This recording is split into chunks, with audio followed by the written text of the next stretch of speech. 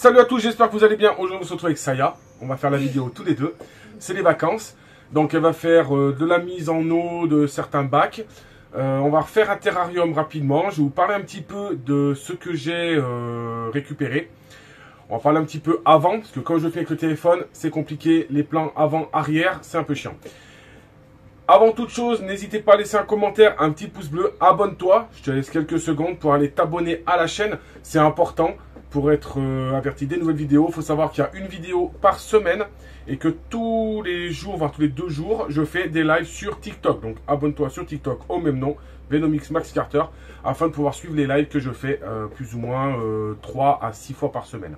Alors ça y est, on va faire quoi là? Qu'est-ce que tu veux? Qu'est-ce que je vais te faire faire là? On a dit que je te ferais faire déjà tu vas mettre de l'eau aux anacondas. Elle va mettre de l'eau aux anacondas.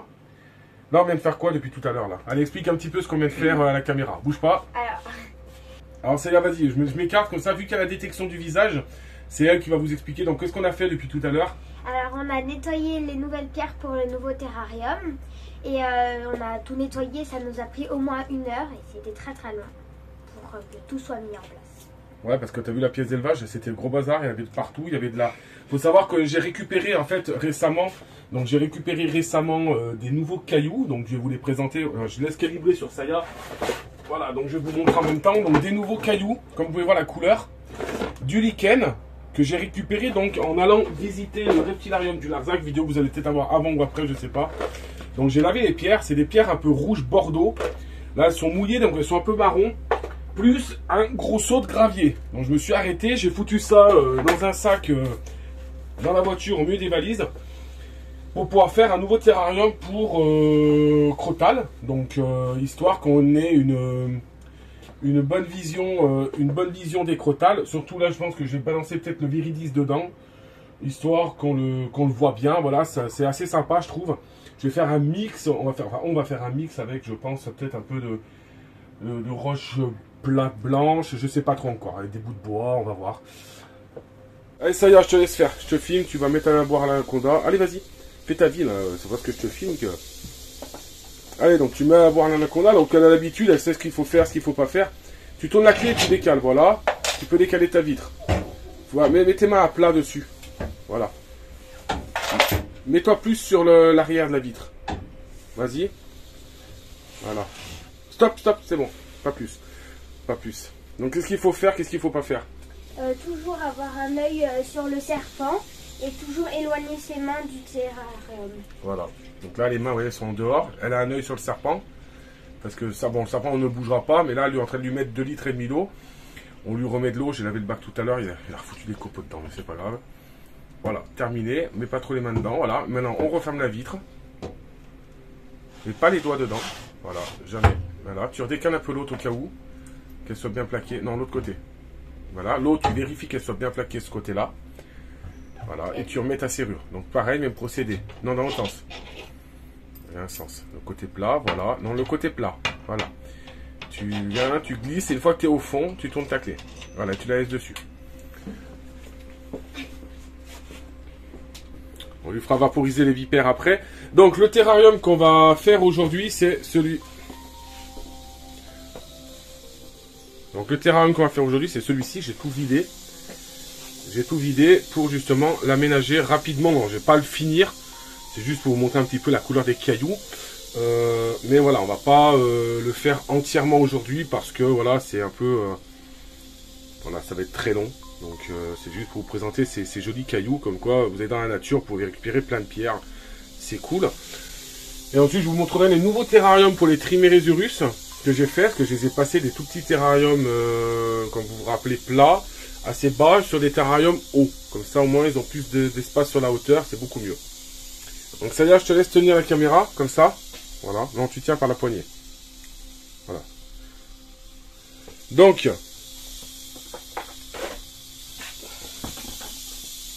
alors, c'est moi qui vais le faire, parce que voilà, c'est un peu... Donc, tout simplement, je vais commencer par mettre du gravier. Voilà, donc comme je vous l'expliquais, donc ce gravier, c'est un gravier qui vient donc du lac de Salagou. J'ai récupéré ça en fait sur la route en allant au reptilarium du Larzac. C'est une terre qui est rouge bordeaux, donc c'est vraiment super sympa à voir. Et je l'ai trouvé super sympa, donc j'ai dit pourquoi pas, c'est trempé. je l'ai lavé là, donc c'est vrai que c'est un peu mouillé. Donc là, j'ai mis le tapis chauffant en route. Il va me sécher. Alors j'espère juste qu'il ne va pas me péter ma vitre. Parce que comme le sable est mouillé, je ne vais pas trop en mettre. Là, on va faire juste un premier voile. Je le ferai sur plusieurs jours. Sans plus en plus de partout dans la pièce. Voilà, donc le mieux, c'est vraiment de le laisser essorer. Je l'ai lavé comme je l'aurais lavé du gravier d'aquarium parce qu'il y a vraiment beaucoup de silice. Et il était vraiment plein de terre rouge. Donc là, il est bien lavé. Hein. Bien lavé, j'ai pu faire remonter beaucoup de lichen. Beaucoup de lichen qui remontent à la surface. Bon, il y en a encore un peu, on s'en fout. Donc mon but, c'est qu'il soit sec. Vu que j'ai très chaud dans ma pièce, ça va me permettre d'avoir un sable qui est sec. Pour le crottal, je ne mettrai jamais le crottal dans le terrarium comme ça. C'est impossible. Le sable est beaucoup trop humide. Il y aurait une humidité, ce serait, enfin pour ce type de serpent, ce serait pas du tout bon. Donc vous voyez, je fais un fin tapis et je vais tout simplement laisser. Ouais, j'ai juste vraiment récupéré pour un terrarium. J'aurais eu une grosse poubelle. Ah, j'aurais été trop content. J'aurais vraiment récupéré beaucoup de sable. Là, j'ai vraiment trouvé un sac poubelle dans un WC public. J'ai récupéré, il était propre, heureusement d'ailleurs. Sur la route d'un aire d'autoroute, et j'ai pu justement tout simplement récupérer du sable, des pierres. Donc c'est intéressant parce que c'est vrai que j'adore cette coloration pour les pierres. Donc là je vais faire mon lit tranquille comme ça, voilà. Je vais essayer de pas trop en mettre sur le tapis chauffant parce que j'ai pas envie que ça me pète ma vitre. J'ai pas envie que ça me pète ma vitre, donc je vais même essuyer la partie où il y a le tapis. Alors pourquoi je fais ça? Parce que s'il y a de l'eau sur un verre chaud, ça casse. Bon là le tapis il n'est pas en contact. Il est collé de chaque côté, il dégage une chaleur, mais il n'est pas collé à la vitre. Il n'y a que les bords. Donc déjà ça évite un petit peu les problèmes. Oh purée, c'est lourd. Donc pour montrer un petit peu les pierres, donc vous allez voir, hein, les pierres sont assez sympathiques. Je vais essayer de faire une montagne rocheuse sur le fond. Bon là pour le coup je m'en fous un peu, hein, c'est vraiment... j'en ai pas assez, je suis un peu déçu. Je vais essayer de faire un coin rocheux peut-être sur la partie chaude, par là-bas. Vous voyez, comme ça, je vais essayer d'empiler mes pierres, qu'elles soient esthétiquement, que ce soit joli, tout simplement. Voilà, pour que mon crottal puisse grimper dessus. Donc je le ferai bien entendu plus tard, parce que j'ai beaucoup de tailles de pierre que je vais poser sur la partie du tapis chauffant. Voilà, ceux-là je peux les empiler, elles sécheront ici. J'ai réussi à en récupérer une très grosse, mais c'est de la pierre très friable, comme vous pouvez voir. Et c'est assez, voilà, c'est assez friable. À peine elle tombe, elle casse. Donc c'est vrai que c'est un peu chiant, faut dire. Voilà, donc je vais essayer de faire un pierrier comme ça. Je pense que j'ai beaucoup quand même de pierres. Hein. J'ai quand même pas mal, vous voyez. Moi, mon but c'est de pouvoir... et peut-être que je vais jouer du bois. Voilà, les lichens, bien entendu. Les lichens vont être... c'est des lichens de là-bas que j'ai récupérés. Donc pareil, hein, ils sont magnifiques lichens. Je vais essayer de faire un tapis. Comme ça, il va pouvoir venir se mettre dessus.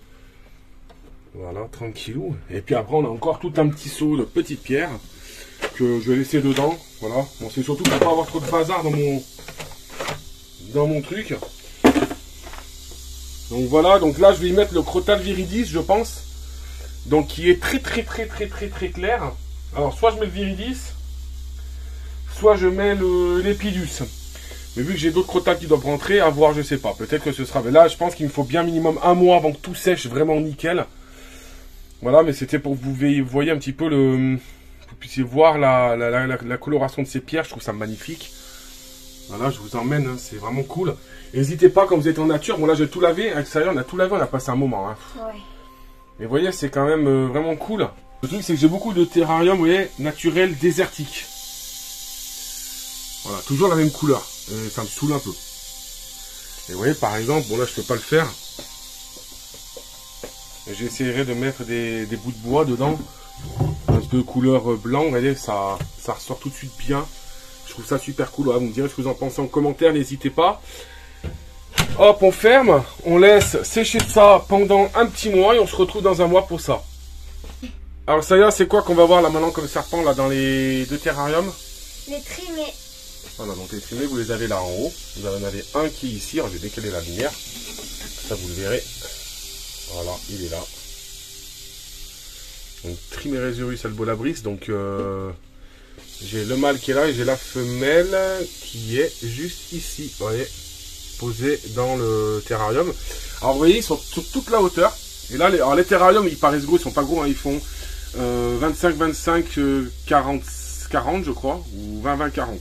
Pour l'instant, ils sont tout petits, donc c'est largement suffisant. Ils étaient dans ceux-là avant, sauf que ben, je trouvais qu'ils avaient bien grandi. Donc, je les ai passés dans ces terrariums-là. Et c'est vraiment pas mal. Donc, c'est un couple. C'est long à grandir, voilà, bien entendu. Il y a la femelle qui est dans l'autre terrarium. Alors, beaucoup me disent, oui, Max, ton terrarium n'est pas assez haut. Bien sûr qu'il n'est pas assez haut, c'est sûr. C'est même sûr qu'il n'est pas assez haut.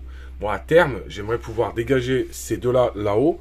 Et de pouvoir mettre des terrariums sur la hauteur. Pour le moment, je peux pas, donc c'est provisoire. Voilà, j'ai pas 50 000 serpents arboricoles. Là, c'est quoi comme serpent, ça y a? Les deux là, celui qui est ici, là, je suis en train de filmer. Les Vipera aspi. Les Vipera aspi. Ouais, je sais pas lire l'étiquette. Je veux savoir si tu sais. Et ils viennent d'où ceux-là? Ouais, pas l'étiquette. Ils viennent d'où?